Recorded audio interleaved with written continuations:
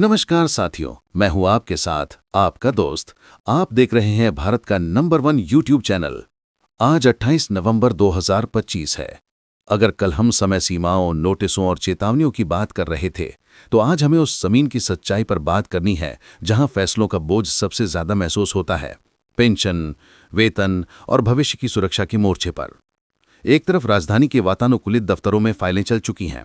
Cabinet ने unified pension scheme यानी UPS को हरी झंडी दे दी है, और दूसरी तरफ दूर हजारों किलोमीटर पर हडवानी जैसे शहरों में धैर्य की दीवारें टूट रही हैं।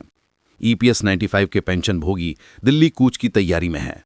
जो साथी इस चैनल से नए जुड़े हैं, उनसे एक छोटी सी दरख्वास्त है। ऐसे ही जरूरी और गहरी वित्तीय जानकारियों के लिए चैनल को सब्सक्राइब कर लीजिए, ताकि पेंशन और वेतन से जुड़ी कोई भी अहम अपडेट आपसे मिस ना हो। सबसे पहले बात करते हैं आज की सबसे बड़ी संस्थागत खबर की, यूनिफाइड पेंशन स्कीम। विभिन्न समाचार एजेंसियों और घरेलू मीडिया रिपोर्टों के अनुसार भारत के केंद्रीय मंत्रिमंडल ने आधिकारिक रूप से यूपीएस को मंजूरी दे दी है।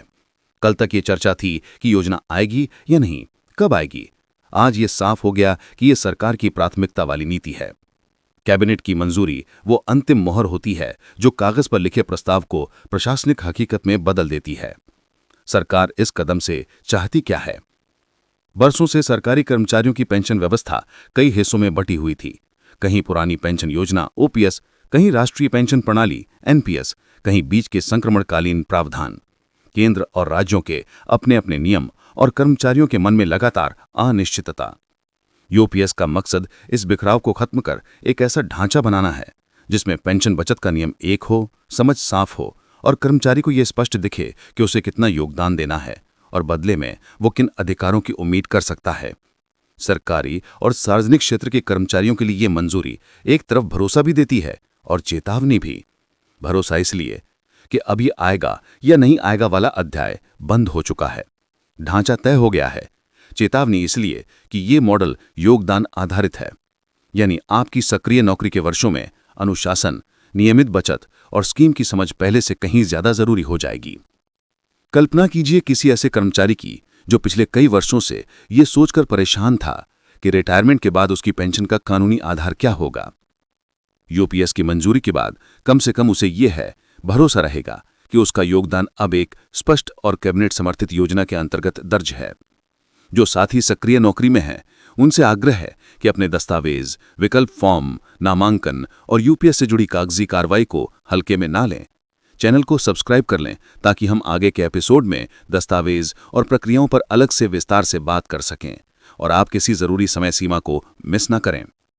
अब जरा कागज से निकलकर सड़क की तरफ चलते हैं। उत्तराखंड के हडवानी शहर से जो आवाज उठी है वो केवल स्थानीय विरोध नहीं, ईपीएस 95 के पेंशन भोगियों के वर्षों पुराने आक्रोश का फट पड़ना है। रिपोर्टों के अनुसार ईपीएस 95 राष्ट्रीय संघर्ष समिति की आपात बैठक में यह फैसला लिया गया कि अब केवल ज्ञापन और आश्वासन नहीं, बल्कि दिल्ली में खुला आंदोलन किया जाएगा। 3 और 4 दिसंबर को जंतर मंतर पर बड़े पैमाने पर धरने की घोषणा हो चुकी है। इन पेंशन भोगियों की मांग साफ है, न्यूनतम पेंशन कम से कम 7,500 रुपये प्रति माह, उससे कम पर कोई समझौता नहीं। साथ ही महंगाई भत्ता पेंशन से नियमित रूप से जोड़ा जाए ताकि हर 2-3 साल बाद कीमतें बढ़ने पर इन्हें बार बार सड़कों पर न उतरना पड़े। इस संघर्ष के पीछे केवल आंकड़े नहीं, असली जिंदगियां हैं।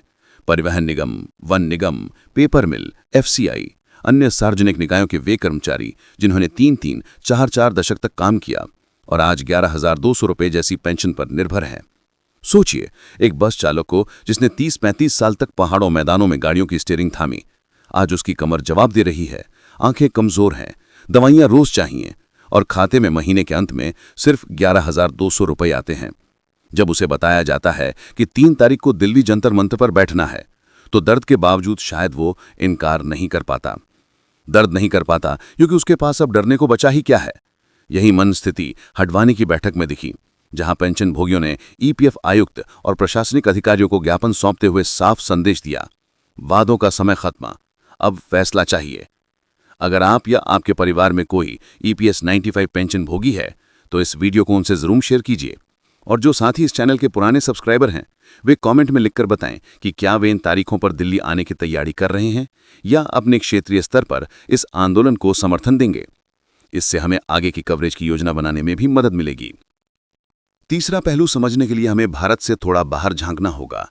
दक्षिण अमेरिका के एक समाचार पोर्टल ने हाल ही में भारत के नए श्रम संहिता और वेतन संरचना पर विश्लेषण प्रकाशित किया है। उन्होंने ये बताया कि कैसे भारत में बेसिक वेतन को कुल वेतन का बड़ा हिस्सा बनाने और भविष्य निधि, ग्रेच्युटी आदि को अनिवार्य रूप से शामिल करने के चलते नेट सैलरी यानी हाथ में आने वाले वेतन पर दबाव पड़ा है। उनका तर्क यह है कि भारत अल्पकाल में लोगों की नकद आय पर थोड़ी चोट करके दीर्घकाल के लिए एक सुरक्षा कवच तैयार करने की कोशिश कर रहा है। दूसरे शब्दों में, जो आप आज महसूस कर रहे हैं कि पहले की तुलना में नेट सैलरी कम बचती है, वो कोई आकस्मिक बदलाव नहीं बल्कि नीति स्तर का सोचा समझा कदम है। कंपनियों के लिए लागत बढ़ी है क्योंकि उन्हें पीएफ, ग्रेच्युटी और अन्य दीर्घकालीन लाभों को बेसिक में समाहित करके देना पड़ रहा है। कर्मचारी के लिए आज जेब में कम नकद है, लेकिन भविष्य के लिए थोड़ी मजबूत नींव बन रही है। ये सारी चर्चा आज इसलिए भी महत्वपूर्ण है कि हमें एक साथ दो सच्चाइयां स्वीकार करनी होंगी। पहली, उच्च इन हैंड सैलरी और शून्य पेंशन वाला दौर धीरे धीरे पीछे छूट रहा है। दूसरी, जो पेंशन व्यवस्था बन रही है उसमें यदि न्यूनतम पेंशन को समय पर और पर्याप्त स्तर पर नहीं उठाया गया तो सबसे ज्यादा चोट उन बुजुर्गों पर पड़ेगी जो पहले ही कम वेतन पर काम करके रिटायर हुए हैं। यही वजह है कि एक तरफ लगता है कि यूपीएस जैसी योजनाएं सिस्टम को आधुनिक, साफ और एकीकृत बना रही हैं, वहीं दूसरी तरफ ईपीएस 95 के पेंशन भोगी महसूस करते हैं कि सुधार की गाड़ी उनके बिना आगे निकल रही है। जंतर मंतर पर 3-4 दिसंबर को यही टकराव प्रत्यक्ष रूप से दिखेगा। एक तरफ रिफॉर्म और नीतियां, दूसरी तरफ जमीनी हकीकत और बुजुर्गों की तकलीफ।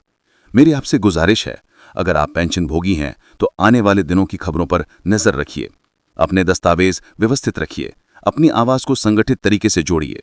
अगर आप अभी नौकरी में हैं तो अपनी पेंशन योजना, यूपीएस विकल्प, पीएफ योगदान और केवाईसी को लेकर जागरूक रहिए। इस चैनल को सब्सक्राइब कर लीजिए, बेल आइकॉन ऑन कर दीजिए ताकि जब भी कोई नया आदेश, सर्कुलर या कोर्ट का महत्वपूर्ण फैसला आए उसकी सही व्याख्या आपको समय पर मिल सके। और अगर आप युवा हैं तो ये समझकर चलिए कि वेतन में थोड़ी कटौती, पीएफ पेंशन में ज्यादा योगदान और नेट सैलरी का थोड़ा कम होना केवल आज की परेशानी नहीं, कल की सुरक्षा भी है। ये सच शायद आज कड़वा लगे, लेकिन 20-25 साल बाद जब रिटायरमेंट के बाद नियमित पेंशन आपके खाते में आएगी, तब यही संरचनात्मक बदलाव आपका सहारा होंगे। जो साथी यहां तक जुड़े रहे उनसे दो और छोटी सी विनती है, वीडियो को लाइक करके आगे भेजिए ताकि ये चर्चा केवल हमारे बीच न रहे बल्कि ज्यादा से ज्यादा कर्मचारियों और पेंशन भोगियों तक पहुंचे। और कमेंट में जरूर लिखिए कि आप किस राज्य से देख रहे हैं, किस आप पेंशन भोगी हैं या सक्रिय कर्मचारी, और आपको सबसे ज्यादा चिंता किस बात की है, पेंशन, एरियर, नेट सैलरी या नौकरी की स्थिरता। आज की तारीख है 26 नवंबर 2025। कोई सी कड़वे मीठे मिश्रण के साथ समेटते हैं। एक तरफ कैबिनेट की सख्त व्यवस्थित मंजूरी, दूसरी तरफ हडवानी से दिल्ली तक आक्रोश का उभान, और तीसरी तरफ दुनिया का मीडिया जो बता रहा है कि भारत एक नए वित्तीय अनुशासन और सामाजिक सुरक्षा के युग में प्रवेश कर रहा है। इन सब के बीच जरूरत है संतुलित सोच, साफ जानकारी और सामूहिक आवाज की। चैनल से जुड़े रहिए, सब्सक्राइब कीजिए, बेल आइकॉन दबाइए, वीडियो को जहां संभव हो शेयर कीजिए और हर रुपए के साथ हर फैसले को समझकर आगे बढ़िए। आपके समय, भरोसे और धैर्य के लिए दिल से धन्यवाद।